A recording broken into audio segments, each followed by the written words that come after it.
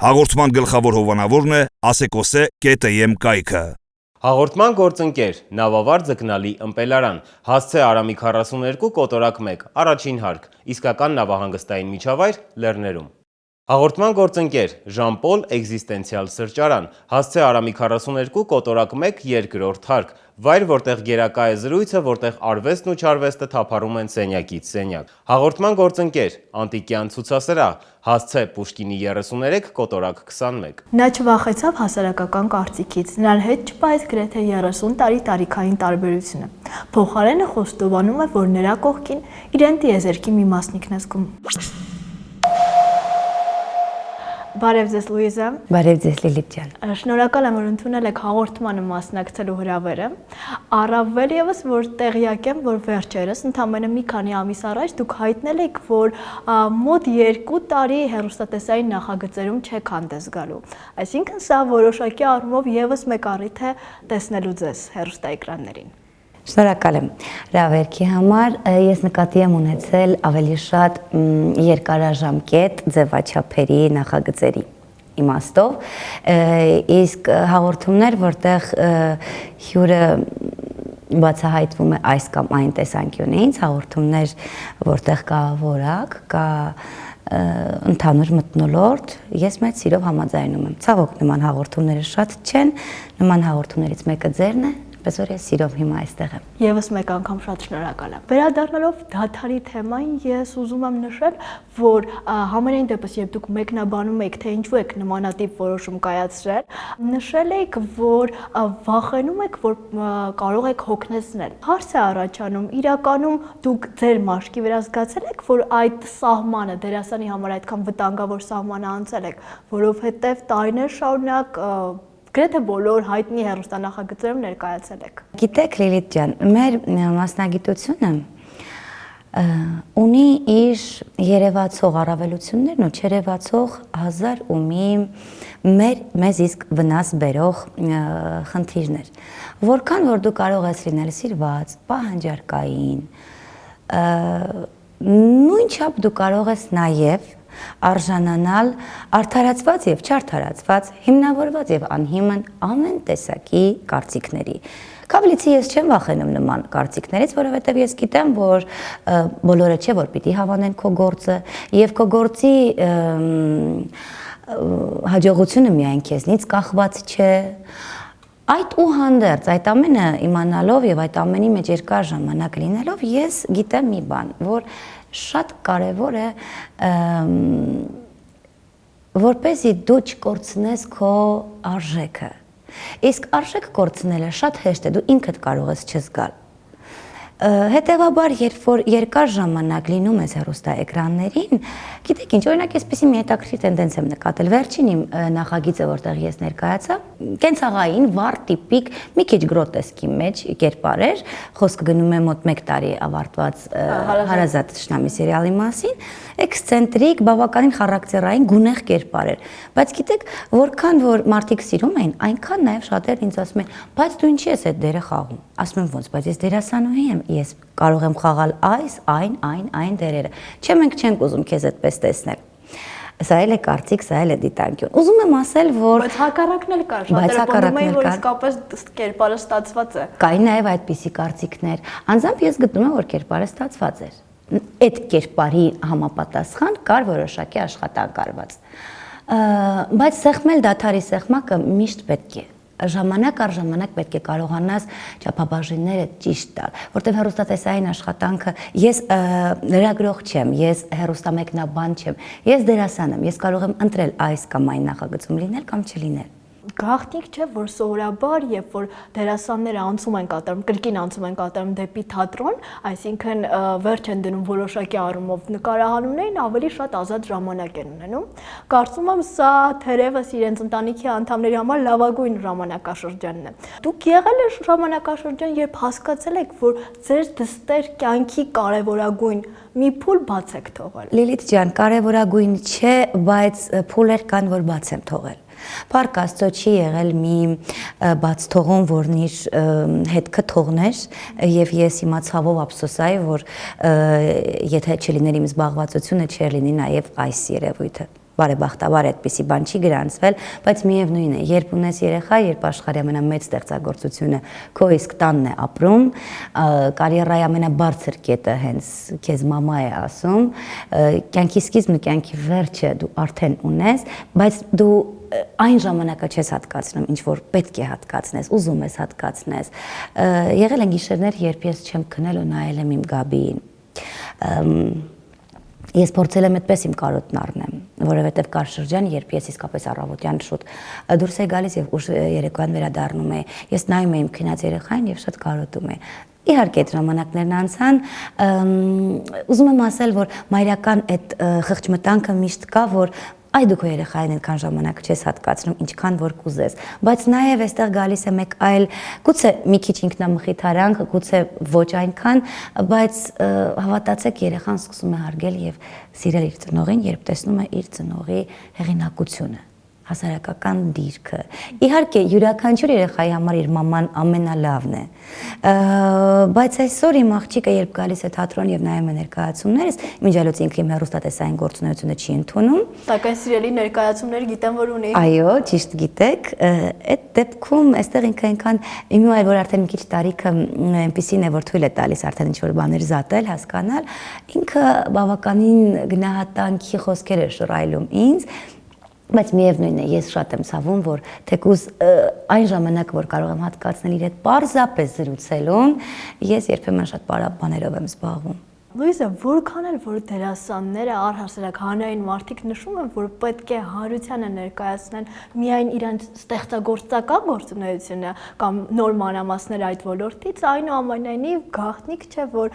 անձնական կյանքը միշտ ավելի հետաքրքիր է լինում հանրությանը։ Ձեր պարագայում մի փոքր այլ է, գրեթե բոլոր հարցազրույցներում քննարկվում են ձեր եւ ձեր ամուսնու հայտնի բժիշկ Գեորգի Պողոսյանի տարիքային տարբերությունը։ Սակայն ինձ հետաքրքիր է, եղել է շրջան, երբ հոգնել եք, երբ մարդիկ այդքան հետաքրքրվում են, ես կարծում եմ, որ ձեր առօրյա կյանքում էլ նույնպես այդ հարցադրումները հատկապես սկզբնական շրջանում եղել են, երբ հոգնել եք, երբ մարդիկ հարցնում են, թե ինչպես է ստացվում, որ դուք երջանիկ եք, երբ կա 30 տարի տարիքային տարբերություն։ Գիտեք Լիլիթ ջան, ոչ միայն զարմանում են, այլ նաև չեն էլ հավատում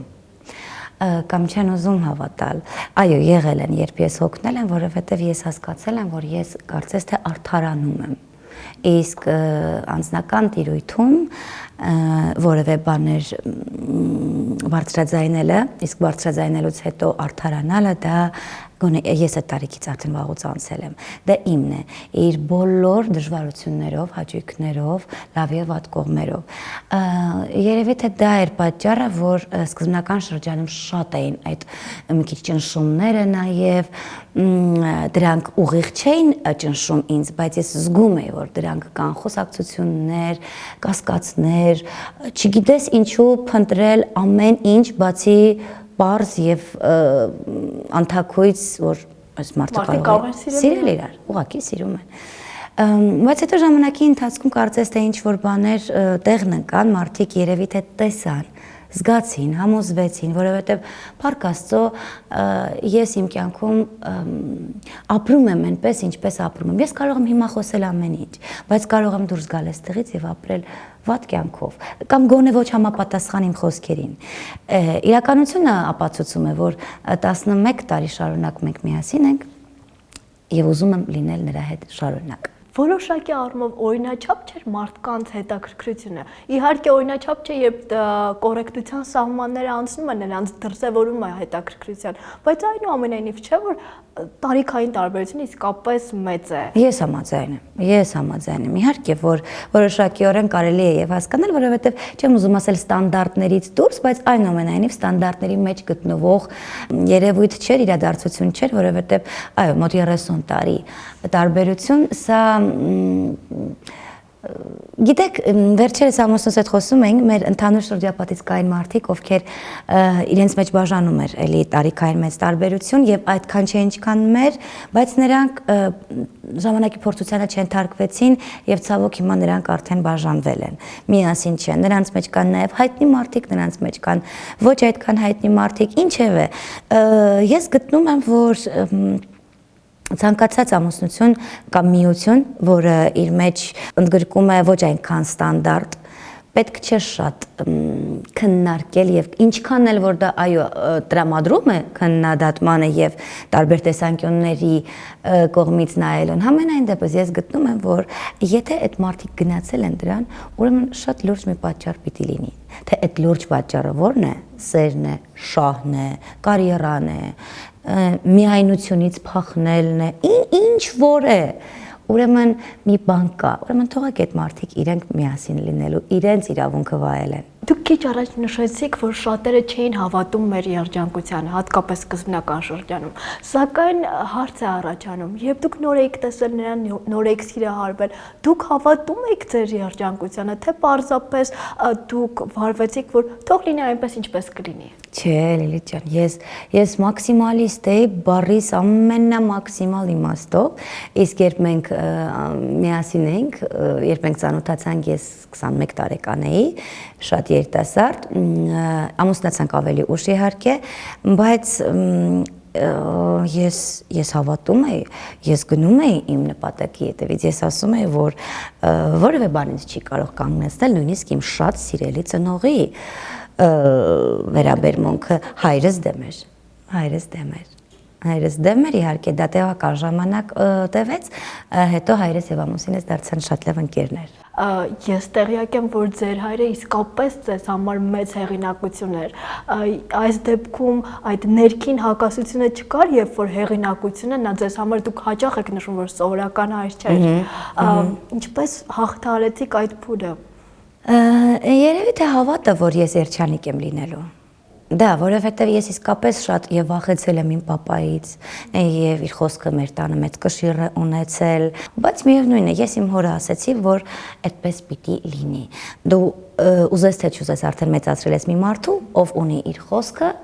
եւ իր խոսքից ետ մնալ չի կարող։ Ես կապրիզներ չեմ արել։ Ես ոդկս երկու ոդկս չեմ դրել մի կոշիկի մեջ, մեր տանը չեն եղել մեծ սկանդալներ, ես ապտակներ չեմ կերել, ես կողպեքով բանալի չեմ հայրս պահել ու ասել դուրս չգաս, չէ, մենք երկար ժամանակ զրուցել ենք, մենք վիճել ենք իրար հետ։ Կան բաներ, որ հայրս ասում էր ու հիմա ես դրանում համոզվում եմ, որ ինքը ճիշտ էր, բայց ես ասում եմ, այո, պապա ջան, ես պիտի Որովհետև ես հասկացել եմ, ես արդեն մեծ ու հասուն աղջիկ եմ։ Եվ ինչպես քիչ առաջ նշեցի, ես ծանոթացա նրա հետ 21 տարեկանում, ՍԹՎ թանկների ինքնահաստատման փուլում էի գտնում որպես օրիորդ, հետո երբ ես արդեն քիչ թե շատ ավելի հասունացա, եւ 26 տարեկանում ես արդեն ամուսնացա։ Սակայն քիչ առաջ դուք նաեւ նշեցիք, որ երբ որ ձեր հարաբերությունները նոր էին ձևավորվում, դուք ունեիք արդարանալու բարդույթ, այսպես անվանենք։ Եվ ես Հարցազրույցի նախապատրաստվելիս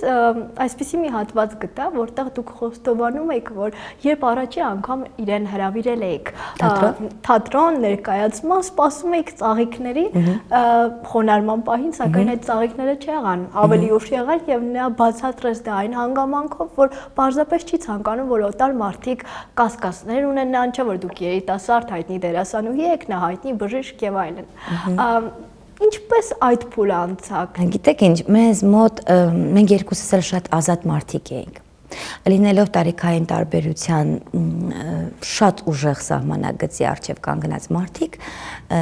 երկու տարբեր սերունդների մարդիկ, տարբեր մտածողությունների տեր մարդիկ, տարբեր մասնագիտությունների տեր մարդիկ, տարբեր ընտանեկան կարգավիճակների անցյալի հետ կապված մարդիկ,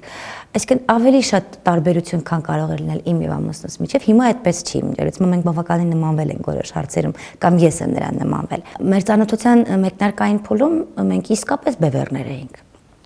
տարբեր գիտեք այնպես ստացվեց որ այդ ազատությունը մեկս մյուսի հետ շատ պարզ շատ ազնիվ լինելը մեզ օգնեց որովհետև եթե ես լինեի մի փոքր ավելի ինչպես ասեմ որ չվիրավորեմ այդպիսիներին բայց եթե լինեի ավելի արժեքային համակարգ կար ինձ համար արդեն որոշակիորեն սահմանված ինձ պետք չէր տղամարդ ով ինձ պիտի զարդարեր ամենատարբեր ճոխություններով ինձ պետք չէր ինձ պետք էր նա ու ես դա հասկանում էի Ինձ պետք էր նա։ Ես շարժվում եմ սրտի թելադրանքով, ինքը ուներ վախեր, որովհետև գիտեք, հանդիպել, սիրահարվել, կապվել, իսկ հետո արդեն ամուսնության մասին մտածել 30 տարի փոքր, խենթ, ինքնավստահ, հետաքրքիր, հմայիչ երիտասարդ աղջկա հետ եւ լինել խելացի մարդ, դա եւ գնալ այդ որոշմանը դա հեշտ քայլ չէր, բայց ինքն էլ ձերբազատվեց որոշակի բարդույթներից, ես էլ ու մենք պարզապես որոշեցինք իրար չխաբել, լինել այնպես ինչպեսին կանք եւ երկուսս ինքներս մեր առաջ եւ նաեւ երկուսով բոլորի առաջ ու այդպես արդեն կամած շղթայական ռեակցիայով մեր հարաբերությունները ունեցան իրենց էվոլյուցիան տարբեր շրջանները։ Մենք բոլորս գիտենք, թե ինչպիսի արձագանք են տվել ձեր ընկերները, ձեր հարազատները, ընտանիքի անդամները, քիչ առաջ էլ այդ մասին խոսում ենք, սակայն երբեք չենք իմացել, թե ինչ էին ասում նրա ընկերները եւ հարազատները ձեր հարաբերությունների մասին, երբ որ դրանք նոր էին զարգանում, այսինքն կողմ էին, դեմ էին, փորձում էին զգուշացնել, որ ամեն դեպքում սա անլուրջ է, համենայն դեպս կարծում եմ շատերին այդ շրջանում այդ երևույթը այդպես էր թվում։ Գիտեք, այո, ես շատ ավելի վառ օրինակ բերեմ, քանի որ իմ ամուսինը ուներ ընտանիք նախկինում եւ ուներ զավակ, ունի զավակ, շատ զգուշ եւ շատ նուրբ պահ էր, որպեսզի մենք միմյանց ընդունեինք եւ պիտի ասեմ, որ առաջին հերթին իհարկե ամուսնուս շնորհիվ, հետո նոր իմ եւ նաեւ իր զավակի, իր նախկին կնոջ շնորհիվ, բայց առաջին հերթին ամուսնուս շնորհիվ մեր հարաբերությունները շատ գեղեցիկ ձևով սկսվեցին եւ շարունակվում են մինչ օրս։ Իմ աղջիկը հաճախում է Սոֆի Դեոյանի Պարի դպրոց։ Ես եւ Հովհաննես Պողոսյանը ամուսնուս որդին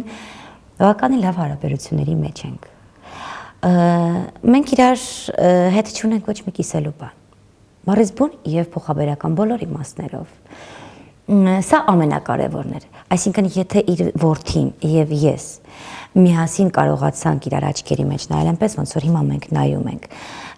մենք պիտի մի 15 րոպեից բաժանվենք, իսկ այն ժամանակ մենք հասկանում ենք, որ մենք պիտի ապրենք համատեղ, եթե ոչ գոնե մի հարկի տակ, ապա համատեղ մարդկային կյանքի հարաբերությունների մի մեծ ընտանիք այո կազմեցինք։ Ինչպես նաև նախկին կնոջ հետ։ Ես պիտի ասեմ, որ Սոֆին նույնպես իրեն շատ ճիշտ է դրսևորել, որովհետև անկախ իմ բնավորության այս կամ այն գծերից, որ ես քայլ եմ արել, նա նույնպես գնացել է շատ կոռեկտ, շատ ճիշտ որոշակի քայլերի։ Ընտանիքից զատ իր ընկերներն ու իր գործընկերները համենայն դեպս ես գոնե չեմ զգացել, գուցե եւ եղել է, բայց ես չեմ զգացել կամ չեմ ուզեցել զգալ նրանց կողմից որևէ կողմնապահություն կամ անձիս հանդեպ հերյուրանք կամ որևէ բան, որը որ ինձ կնեղեր կամ կճնշեր։ Պարզապես նրանք հավատացին, որ դուք իսկապես սիրում եք միմյանց։ Դուք ասացիք, որ վերջին շրջանում դուք նմանվել եք միմյանց, սակայն կա շրջան, համենայն դեպս ես մեջբերում կատարեմ ձեր հարցազրույցներից մեկից, այդ սերունդների բախման վերաբերյալ թե դուք ինչ եք ասում։ Մեր ընտանիքը մյուս բոլոր ընտանիքների պես սովորական ընտանիք է, սակայն անսովոր է նրանով, որ տարաձայնությունները լինում են սերունդների մակարդակով։ Գրեթե 30 տարվա տարիքային տարբերությամբ մարդիկ չեն կարող չունենալ տարբեր հայացքներ նախասիրություններ։ Թեպետ հանուն արդարության պետք է փաստենք, որ միևնույն տարիքի մարդիկ էլ կարող են ունենալ տարբեր հայացքներ եւ նախասիրություններ, բայց այնուամենայնիվ նախասիրությունների տարբերությունը երբ եւ ինչպես է դրսեւորվում եւ ինչպես է եկել այդ փոխզիջման։ Այսօր դուք նմանվել եք։ Այո, այո, ճիշտ է։ Այսօր ես նմանվել եմ նրան, պատկերացրեք նա որոշակիորեն նմանվել է նաև ինձ, եւ ես դա համարում եմ ընտանեկան հաղթանակ։ Դա չի նշանակում, որ մենք դադարել ենք տարբեր կարծիքներ ունենալուց միևնույն երևույթների շուրջ։ Դա չի նշանակում, որ մենք չենք քննարկում այս կամ այն թեման եւ երբեմն նաև չենք էլ գալիս ընդհանուր եզրահանգման։ Հետո նորից իհարկե գերիշխում է հարգանքը եւ մեկը մյուսի նկատմամբ խոսքի կշիռը եւ իհարկե վստահությունը։ Լուիզա, եւ զրույցի վերջում պետք է փաստենք, որ վերջին շրջանում ձեզ հաճախ են տարբեր հաղորդումների ժամանակ հարցնում երկրորդ անգամ մայրանալու մասին։ Եվ որպես կանոն դուք նշում եք, որ պետք է ամեն ինչ թողնել Աստծո կամքին, կլինի այնպես, ինչպես որ պետք է լինի։ Սակայն հարց է առաջանում երեխա երկրորդ անգամ մայրանալը ձեզ համար 2016 թվականի կամ հետագա տարիների ģեր նպատակն է, երազանքն է, թե իսկապես դուք ապրում եք ներկայով, լիարժեք ներկայով եւ սպասում եք, թե իրադարձությունները ինչպես կզարգանան։ Քանի որ ինձ Աստված տվել է մայրանալու բերկրանքը, ես կարող եմ միայն գոհունակություն եւ շնորհակալություն հայտնել եւ այդպես էլ ապրում եմ, վայելելով իմ միակի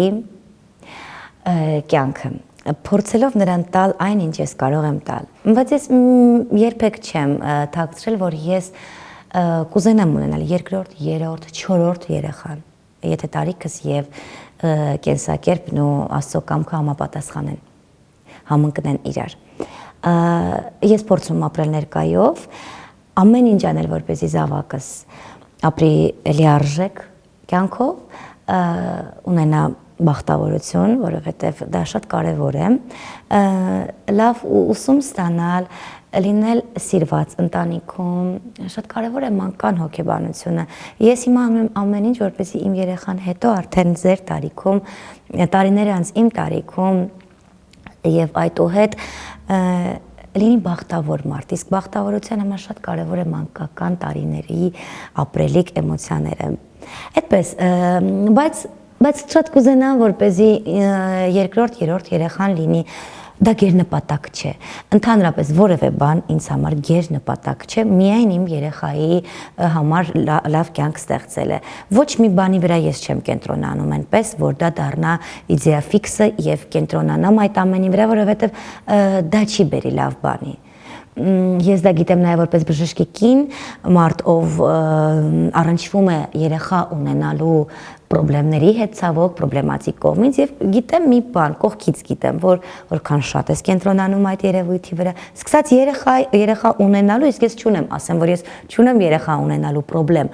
բայց այդ միտքը, որ կենտրոնանում ես դրա վրա եւ ընդհանրապես կյանքում էլ տարբեր հարցերի շուրջ պիտի ուղղակի ցանկություն ունենաս եւ ամեն ինչ անես, որպեսզի այդ ցանկությունդ իրականություն դառնա, բայց գերնպատակ որևէ բանում պետք չի ունենալ։ Ես ցանկանում եմ, որ իսկապես այդ մեծ ցանկությունը իրականություն դառնա, լինի երկրորդ երեխան, այնուհետև երրորդը, եւ ամենակարևորը դուք հարցազրույցներում նաեւ խոստովանել եք, որ ձեր ամուսնու կողքին դուք ձեզ տիեզերքի մի մասնիկ եք զգում։ Ես ցանկանում եմ, որ երբեք այդ զգացողությունը չկորցնեք եւ նույնքան սիրահարված խոսեք իր մասին, որքան ներկայումս։ Շնորհակալ եմ Լիլիթ ջան, ես նույնպես ես ցանկանում եմ դա։ Ձեր ընտրյալի հետ, եթե կա, եթե չկա, խնդրեմ, թող սա չլինի քննարկման թեմա, եթե դուք ունեք սրտում մարդ, ես կուզեմ իսկապես նույնը լինի ձեր մոտ։ Իսկ եթե դեռևս չկա, ապա շատ մեծ սեր եմ մաղթում ձեզ 2016-ին եւ դրանից հետո բոլոր տարիներին։ Շատ շնորհակալ եմ հետաքրքիր եւ այսքան անկեղծ զրույցի համար։ Ես էլ եմ շնորհակալ։ Եվ վերջում նկարահանմանն աջակցելու համար շնորհակալություն եմ հայտնում Արամի 42 կոտորակ 1 հասցեում գործող Նավավար ձկնալի ըմպելարանին։ Իսկ իմ արտաքին տեսքի համար շնորհակալություն Ստուդիո 212 էսթետիկայի եւ գեղեցկության սրահին։ Հասցե Թումանյան 12 կոտորակ 1 կհանդիպենք։ Հաղորդման գլխավոր հովանավորն է asecose.am կայքը։ Հաղորդման գործընկեր Նավավար ձկնալի ըմպելարան, հասցե Արամի 42 կոտորակ 1, առաջին հարկ, իսկական նավահանգստային միջավայր Լեռներում։ Հաղորդման գործընկեր Ժան-Պոլ էկզիստենցիալ սրճարան, հասցե Արամի 42 կոտորակ 1, երկրորդ հարկ, վայր, որտեղ գերակա է զրույցը, որտեղ արվեստն ու չարվեստը թափառում են սենյակից սենյակ։ Հաղորդման գործընկեր Անտիկյան ցուցասրահ, հասցե Պուշկինի 33 կոտորակ 21։